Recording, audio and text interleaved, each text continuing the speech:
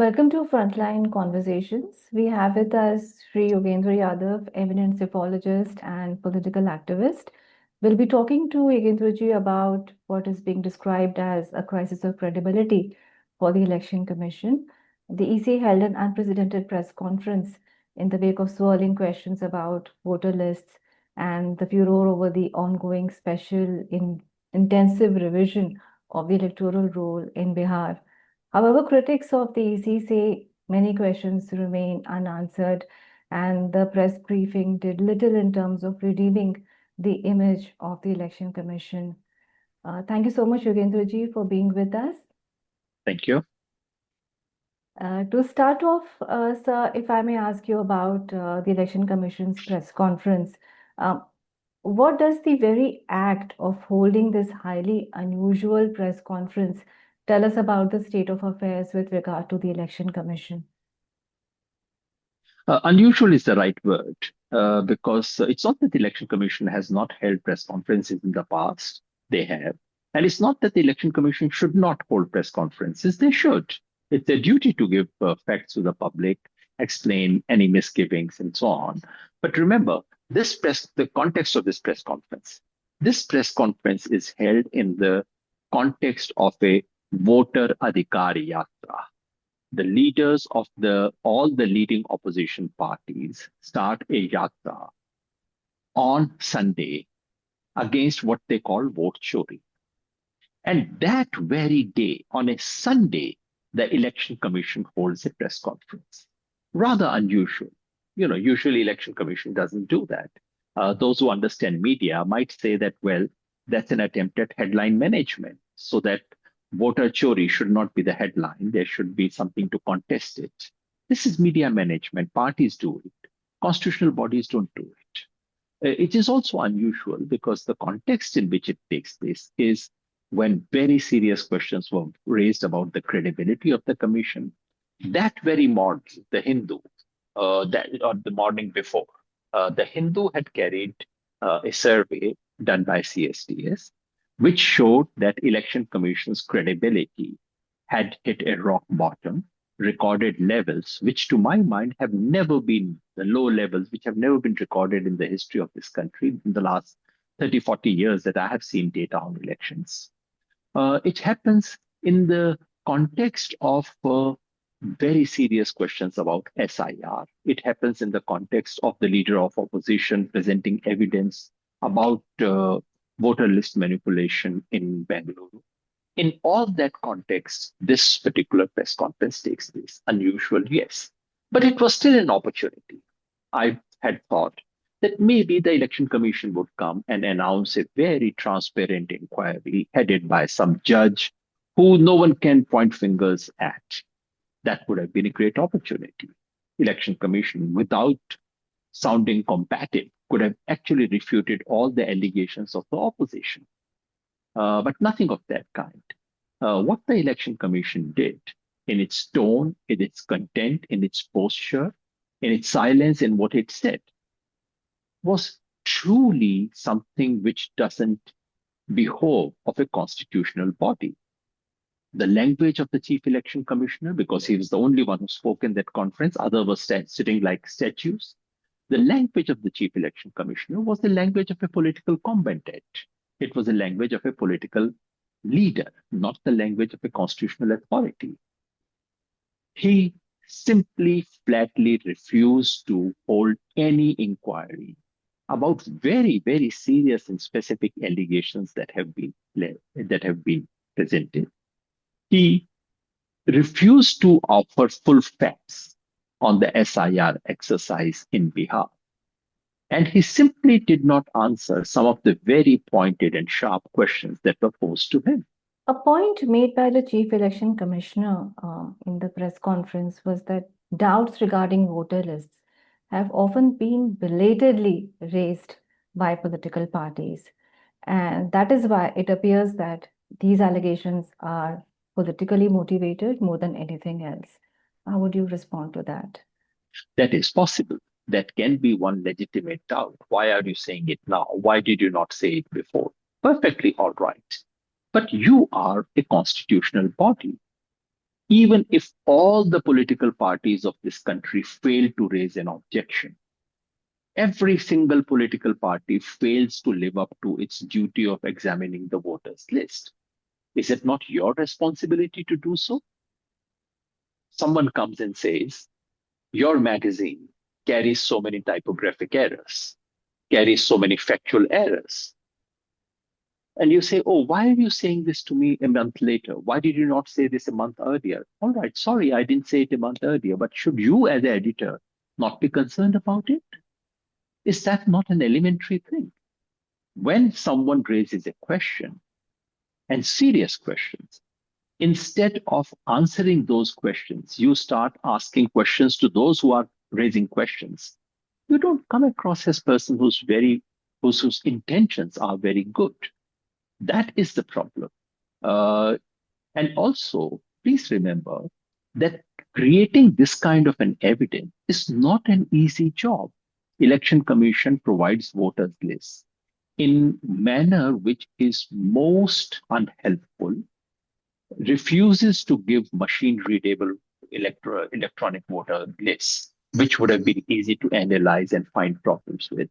And please also remember the time when these lists are released, most political parties are busy in fighting elections, often also fighting themselves, each other. That's not the moment where they can do something like this. But even if I grant that they failed in their duty at that point, that is no justification for election commission failing in its own duty. The Chief Election Commissioner also said that Bihar SIR was especially necessary because of all the questions that have been raised about the voter lists in the recent past. That's a ridiculous argument, and I wrote about it. There was this British serial called Yes Minister, and that in that Yes Minister there is that episode where three senior politicians are standing. Someone says, well, very serious stuff. Something needs to be done. The second person says, well, here is something. The third person says, okay, now let's do it. Now, that's a logical fallacy. Someone should have been asking, is the something that needs to be done the same as the something which is being presented to me? Now, this has become now a joke in British English. And that joke is being carried out in Indian public life. And the Chief Election Commission is also perpetuating that joke. And the joke is this. Yes, there is a problem with voters list. Yes, something needs to be done. Yes, the existing ways of revising voters list are not sufficient. But is SIR the answer? Because SIR is what it does is to combine a medicine with a steroid and a poison. Do I need the medicine or do I also need a steroid and a poison? Let me spell it out. So we have a problem with voters lists. The annual revision is not very good because actually it does not involve house-to-house verification.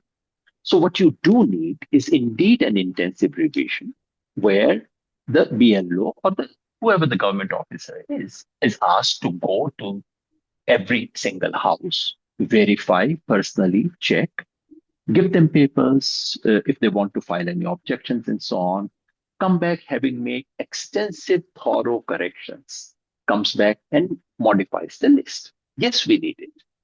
Now, someone might say, okay, but that's exactly what's happening in Bihar. What's your problem?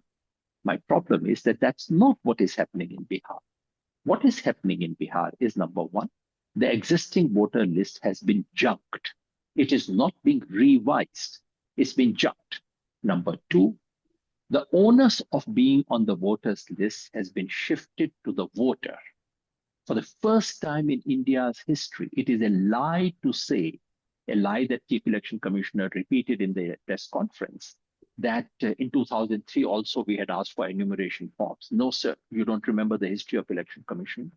No such forms were asked. It is so the second new, extraordinary, unprecedented, and illegal thing in the SIR is that it has shifted the onus to each person.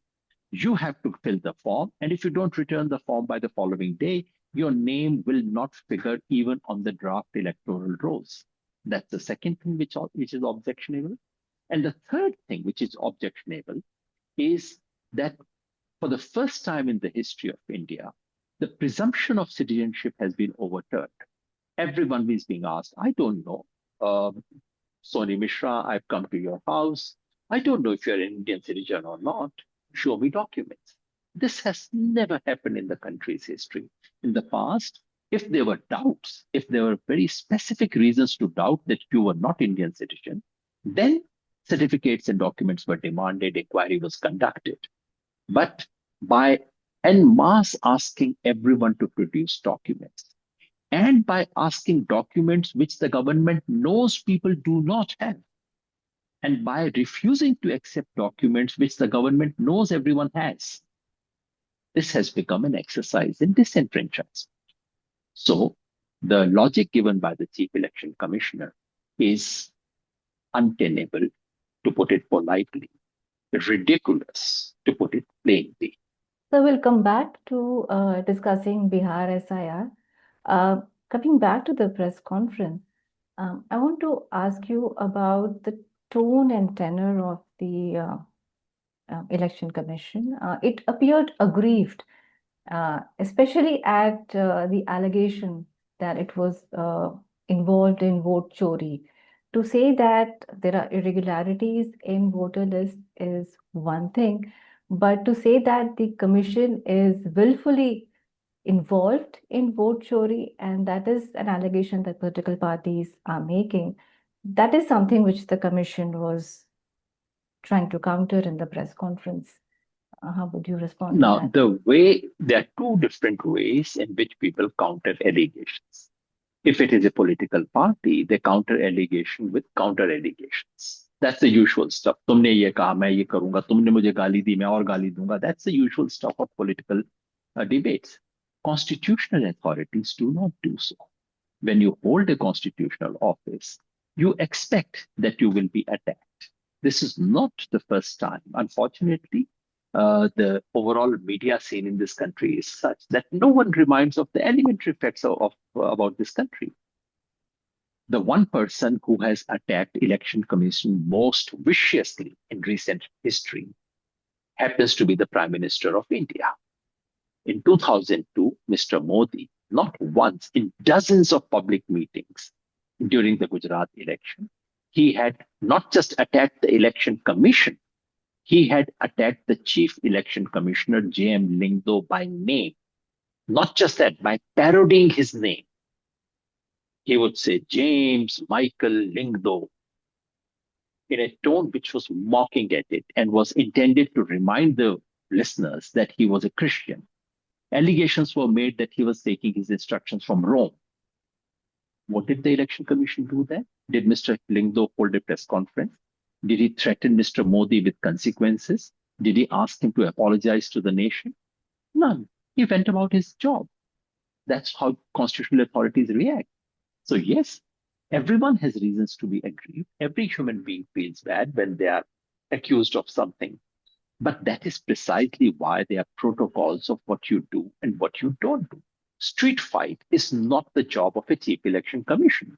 If he feels particularly aggrieved and if he thinks that the nation owes answer and Mr. Rahul Gandhi should apologize to the nation, he should resign from his post, go to the street, hold another rally, and counter Rahul Gandhi and Tejasvi. That's his right as a citizen, not as a chief election commissioner, not as an umpire.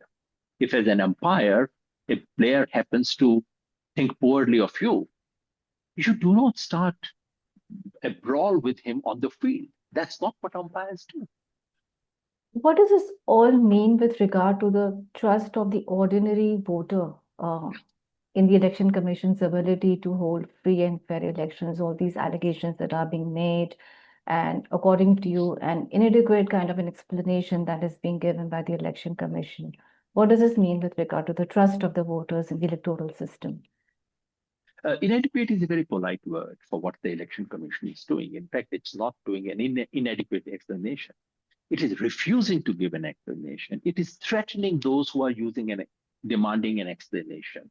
And on the trust level, I can have my own anticipation of what may be happening. But as I said, there was a survey, and the survey which has been conducted over the years, the CSDS, of which I used to be a member 13 years ago, after that I resigned.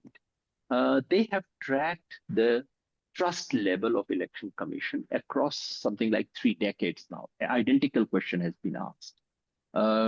It has shown that during the Sheshan era, during the Lingdo era, MS Gill era, when he was the chief election officer or commissioner, the trust level of India's election commission was only matched by the trust in the Indian army. It was even higher than India's judiciary at that point. Today, all the polls have recorded, and CSDS has indeed recorded, it has been declining very rapidly. And the report carried last week in the Hindu showed that in 5 states for which they had surveyed, it had plummeted to levels that had not been recorded before. So obviously, if you see the election commission doing what it is doing, then trust drops. Now, one should assume that, all right, it is quite possible that constitutional authorities are often attacked for wrong reasons, with bad motives. A party that loses elections often says nasty things about the election commission. This has been the case with the BJP in the past. I remember Mamata Banerjee doing it at one point. Most political parties have done it. But it is the response of the election commission that affects the trust level. The political parties making allegations against the commission doesn't affect trust levels of public. But when the election commission refuses to hold an inquiry, when the election commission refuses to come clean, when the election commission launches into counter-offensive and very filmy dialogue baji, when the election commission does not answer the questions that have been asked in its own press conference, then public trust level is bound to decline. And allow me to say, when a survey institution reports that levels in trust of election commission are declining, and you lodge FIRs against that institution, well, public trust would decline even further. So you mentioned the survey done by CSDS. FIRs, like you said, have been launched, and action has also been initiated against CSDS by ICSSR. How do you look at this? To my mind, it is clearly an indication that the election commission and the government have come together. The arms of the government are used to silence the critics of election commission. In this instance, I should clarify one thing, because when the attack on CSDS was launched by BJP trolls, my name was invoked, Yogendra, CSDS of Yogendra Yadav. I want to clarify that in 2013, I had gone on without a leave from CSDS. In 2016, I had resigned. For the last 14 years now, 13 years, I've had nothing to do with CSDS surveys. And if someone thinks that from backdoor I have some entry, please do remember that when I was in Aam Aadmi Party, in the very first election, when I was saying that Aam Aadmi Party will get 32 seats, CSDS survey had said it will get only 4 seats. The question is not who is right or wrong, but the question is just independence. The trouble is that these people have no idea that people can behave independently. So that's one clarification. Second, we must also remember the pretext being used to attack CSDS. The pretext is a tweet. The pretext is not the survey actually done on election commission. There is no question about methodology. There is no question about the findings of the survey. The pretext is one tweet made by Sanjay Kumar, who happens to be leading the survey team of CSDS. In that particular tweet, he is not reporting any survey finding. He is not even reporting any project finding of CSDS. In his capacity as a public writer, he made this tweet. And we must remember, and all those people who take this media noise seriously must remember what he said in that tweet. In that tweet, he said that in Maharashtra, the number of voters between the parliamentary and the assembly election had gone down. In other words, if Mr. Sanjay's claims were true, if that tweet was right, that would have gone against Rahul Gandhi. And what is the accusation? The accusation is that Congress, that CSDS is feeding the Congress in its assault on the election commission in Maharashtra. How convoluted and idiotic can public discourse get in this country? This is an example. Just to repeat, if Mr. Sanjay Kumar's tweet was correct factually, it turned out to be factually incorrect. But if it was correct, it would have helped the BJP. It would have gone against Rahul Gandhi. Rahul Gandhi's team was saying that voters between parliamentary and assembly elections have increased. That particular tweet showed that no, it had decreased. So the question of CSDS feeding the Congress in statistics about Maharashtra, nothing can be more ridiculous than that. The truth is that Election Commission, as you rightly mentioned, is aggrieved. They feel very bad that someone is bringing out surveys which report that Election Commission's reputation is going down. Now, there are two responses to it. One would be to say, all right, look into the mirror. Maybe you are doing things because of which your reputation is going down. The second is shoot the messenger. Unfortunately, the Election Commission of India, which should not have a pistol with it, they are not a law and order authority. They can draw upon the police authority of this country to lodge such a ridiculous FIR against a research organization. And I hear now the Indian Council of Social Science Research, which makes grants to all independent institutions, including the CSDS, they have issued a show cause notice. And do remember what happened to Center for Policy Research a year ago. Basically, the center was told, unless you change the director, we'll close your center. They had no option, but the director had to go out. And basically, the center, for all practical purposes, has been closed down. So not to put too fine a point on it, this is an assault on academic integrity, assault on academic autonomy, attempt to curb the voice of those who may bring the truth to the Election Commission. I would now like to ask you about the case against Bihar SIR, which is going on in the Supreme Court. You are a petitioner and you made an impassioned plea in the court against SIR. You said that this is the biggest disenfranchisement exercise in the history of the world.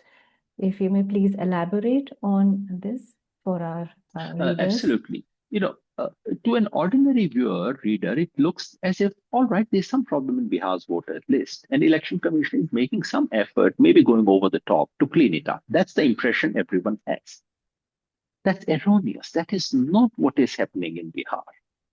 This is not a revision of electoral list, number one. Number two, as I said, this is a de novo rewriting of election lists. Number two, it is not just rewriting of voters' list. It is rewriting of the rules by which voters' lists are made. For the first time in the history of this country, the onus of being on the voters' list has been shifted on the shoulders of a voter.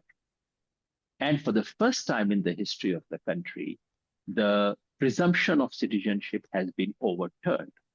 These two things put together can have only one consequence, because all over the world, wherever you have self-initiated registration rather than state-initiated registration, the proportion of people on the voters list goes down dramatically. Compare India with the US. In India, if there are 100 persons who are 18 plus, then the voters list is 99. It's 99%. In the US, the corresponding number is only 74. And this is bound to be the case. Wherever you shift the responsibility of being on the voters list onto the voters, the bottom 20% will be knocked out. And number two, the kind of documentary requirement in a country where there are so many people without document and for no fault of their own.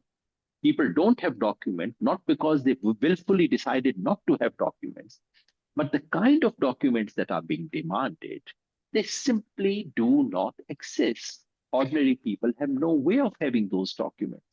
An election commission, in a very perverse manner, refuses to accept the documents that people do have. What are the documents ordinary people have? Aadhaar, ration card, election commission's own photo identity card. Election commission says, sorry, we won't accept any of these, including our own identity card, and say, no, bring me birth certificates, bring me passport, bring me your degree. How many people have that? We have calculated that at least 50% of the relevant population between 18 to 40 in Bihar do not have even a single one of these documents. As a result of these two, we this this system is designed to exclude. Already 65 lakhs names have been excluded. As a matter of fact, as I've shown through my research, that actually it should have gone up. Bihar's adult population at this moment is 8 crore 18 lakhs. When SIR exercise started, Bihar had 7 crore 90 lakh voters. So it should have added, SIR should have actually done net addition of 28, 29 lakh voters. Instead, it has already thrown out 64, 5 lakh names. And second round is now going on because further people would be excluded because they cannot produce documents, because in the scrutiny, they cannot verify things. So 29 lakhs were already in deficit. 65 have been thrown out, and another 20, 30, 40, who God knows how many, will be thrown out further. And I invite every one of your readers and viewers to give me one example in India or one example from anywhere in the world where in one single exercise, nearly 10 million or more people were excluded from the voters list. This is what's happening in Bihar. And mind you, this is just the beginning because Bihar is only the first state. The order applies to the entire India. You mentioned the figures, and 7.24 crore enrollment forms have been submitted. Of this, according to you, in your estimate, what percentage would be accompanied by the necessary documents? And The Election Commission has refused to give these figures, but in the court, their advocate said that 1 crore people have submitted documents. He sort of kind of boasted. But just think about it, out of 7.24 crore, only 1 crore have submitted documents. That's a statement in the court. So it's not on affidavit, and we do not have official statistics on that. Now, remember, there are different categories. Out of this 7.24 crore, some people will get a bypass, an exemption, if their names were already there in 2003 electoral rolls. The question is, how large is that category? Election Commission of India initially had boasted that 4.96 crore people would be covered because they were there on the 2003 voters list. I mean, they did not even care to do elementary calculation of how many may have died after that, how many may have moved out. The current estimate is that it will be a little less than 3 crore. Less than 1/3 people are those who were there in 2003 list. So, okay, all right, exclude those 3 crore. We are left with 4.24 crore who would be required to give documents. Of them, 1 crore have already given document, although we do not know if those are the kind of documents the Election Commission wanted. I know from my field experience that most people have just given Aadhaar and they think they have given the documents and they have been uploaded. They have not been verified as yet. If the Election Commission of the remaining 4.24 crore people, if the Election Commission were to strictly go by its own order and say you have to produce one of these 11 documents, Aadhaar not acceptable, Epic card not acceptable, ration card not considered, in that case, at least 2 crore more people would be disenfranchised. Now, clearly, Election Commission and no one in this country has the courage to do that. So Election Commission is now finding backdoor ways of bypassing its own order and trying to find ways in which, and the newspapers are reporting. 2 or 3 days ago, we had this very alarming report in the Indian Express that Election Commission itself is devising now a back route. And the back route is if you can show that any relative of yours was on the electoral roll in 2003, we would give you a bypass because the Election Commission knows people cannot give those documents. Now, I should not be objecting to this bypass if the bypass is given and people can get exemption from this absolutely strange requirement. But the difficulty is asking you to show that one of your relatives is on the electoral list is completely illegal because Indian Constitution recognizes only your date of birth, your place of birth, and your parents. Any other relative is irrelevant to your proving your citizenship. What is the Election Commission getting into? Instead of that, the easiest way, just look at it. The Election Commission doesn't want the easiest way. The easiest way would have been to say, all right, we accept Aadhaar. Election Commission's weird logic about it, however, Aadhaar does not constitute a proof of citizenship. So my question, and the question asked by the judges in the Supreme Court was, all right, is metric certificate a proof of citizenship? Is caste certificate a proof of citizenship? Is a land patta a proof of citizenship? If all these are not proof of citizenship, Nivas Praman Patra, which has been issued in the name of a dog and a tractor, they're also proofs of citizenship. If all of them are not, then why are you excluding Aadhaar? Election Commission is hell-bent on ensuring that the document that ordinary people do have and which would allow them to get into the voters list, they should not be accepted. So the name of the game is filtration, name of the game is deletion. And isn't it funny that after an exercise of 1 full month, where Election Commission claims to have met 8 crore people or their families, they have not found one single person who should have been included. Not one. You found 65 lakh names which should be excluded. Did you not meet one person in Bihar who should have been on the electoral rolls, was missed out, and whose name you recommended for inclusion? Because this was an exercise in exclusion, an exercise in deletion, exercise in disenfranchisement. You were accompanied in court by voters who were declared dead and hence excluded from the voter list. What was the significance of that moment? If you could walk us through that moment, in the court when the Election Commission was taking a position which is completely false. That the people, these 65 lakh people, are people who have not submitted their enumeration form. What can we do about it? And we know why they have not, because 22 lakh of them are dead. We said, all right, give us the list of the dead. Election Commission wouldn't give us the list of those dead. Then we tried very hard, and some BLOs and some local officials at great risk to themselves gave us a few lists for a few panchayats. And we checked out the dead names. We found that dead names were, that these were alive. Many of these were alive. And we recalled that Justice Suryakant in the previous hearing had said, we are here, don't worry.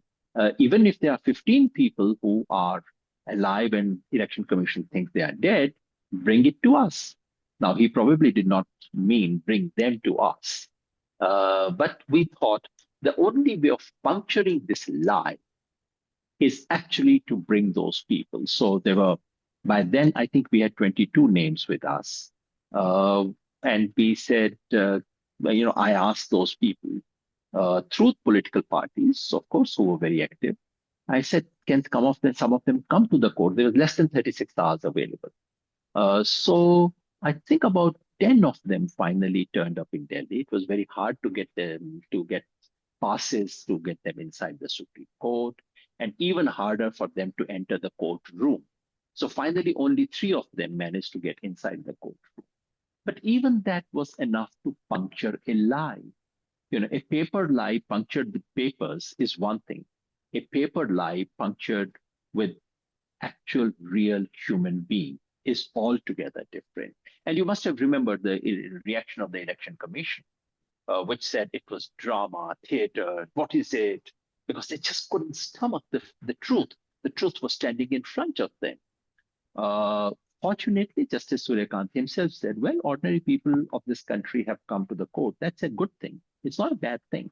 I'm grateful for that recognition, because this is one of those rare moments when truth does not have to speak through papers. Truth was standing next to. How much of a relief is the Supreme Court's interim order in this case? It's a very positive step in the right direction. But remember, the interim order is only about a tiny slice of voters. Interim order applies only for those 65 lakh cases uh, where who have been excluded altogether from the voters list. The remaining 7.24 crore people who are on the draft electoral rolls, but whose names still have to be scrutinized, who still are required to give documents, that still remains. So that is coming up for the next hearing on Friday. The court would hopefully issue some interim orders about that as well. There has been so much of a furor over SIR in Bihar, and the Election Commission says the exercise will be conducted all over the country. How do you look at that, this exercise being taken beyond Bihar to other states as well? Look, as I said, if election commission says that we are not entirely happy with the quality of voters list, and that we want to do it door to door enumeration to double check, triple check every single name, I would have no objection whatsoever. Do it anywhere in the country. Give yourself sufficient time. Have absolutely transparent guidelines. Make sure that no one is thrown out of the list without proper notice, inquiry, and so on. And then carry it out. And please give as much attention to inclusions as you are giving to exclusions, because there are a large number of deserving names which are not there on the electoral rolls. So errors of commission and omission both need to be taken into account. If Election Commission wants to do that, it should be welcome, it should be facilitated, everyone should contribute to that effort. But if the Election Commission wants to carry this SIR in the present format, which shifts the onus onto the voter, which takes away the presumption of citizenship, then it's a deadly exercise in knocking down the base of Indian democracy, which must be opposed by every freedom-loving Indian. In the end, I would want to ask you about what can the Election Commission do, some immediate steps that it can take to sort of redeem itself, because its credibility obviously has taken a huge beating. Number one, order an inquiry into the allegations that the leader of opposition has made. It's not just a verbal allegation he has made. He has cared to put together at least 1 lakh papers. Order an inquiry, not an internal inquiry. This following the principles of conflict of interest. Someone who is involved in the making of that voters list cannot be carrying out an inquiry about that voters list. Invite an ex-judge, and please invite a judge whose track record inspires confidence and trust. It is not merely about completing the formality of an inquiry. If the Election Commission is interested in genuinely inspiring trust, what does the Election Commission have to hide? Please ask an ex-judge to carry out investigation in this entire episode and say Election Commission will step back. We will provide every possible paper to you. Please carry out an inquiry, number one. Number two, in SIR, please come clean. Please offer time. Please do not rush it like this. At least to begin with, detach the SIR from the Bihar elections. Just to save yourself from the worst political allegations. Please step back, detach it from Bihar. Do it for the rest of the country, as I said, in the manner in which it should do. Do it. Don't put it under don't rush it through in Bihar. And number three, improve the system of voter list registration in India. One of the things which has sadly been missing, something I've been advocating now for more than 2 decades, is a simple sample check.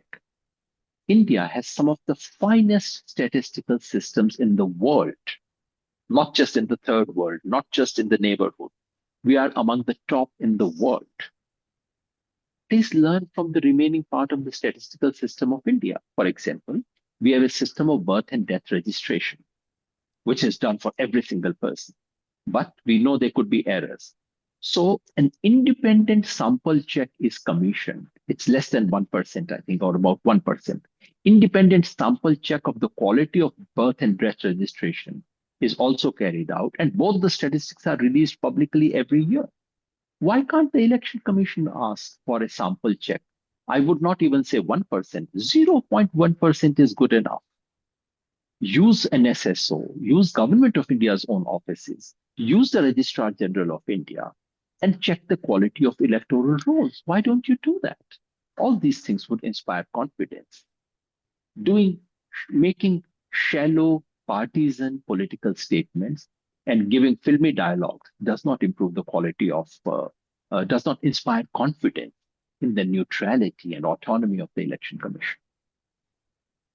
Thank you so much, Yogendra ji, for your time, for being with us.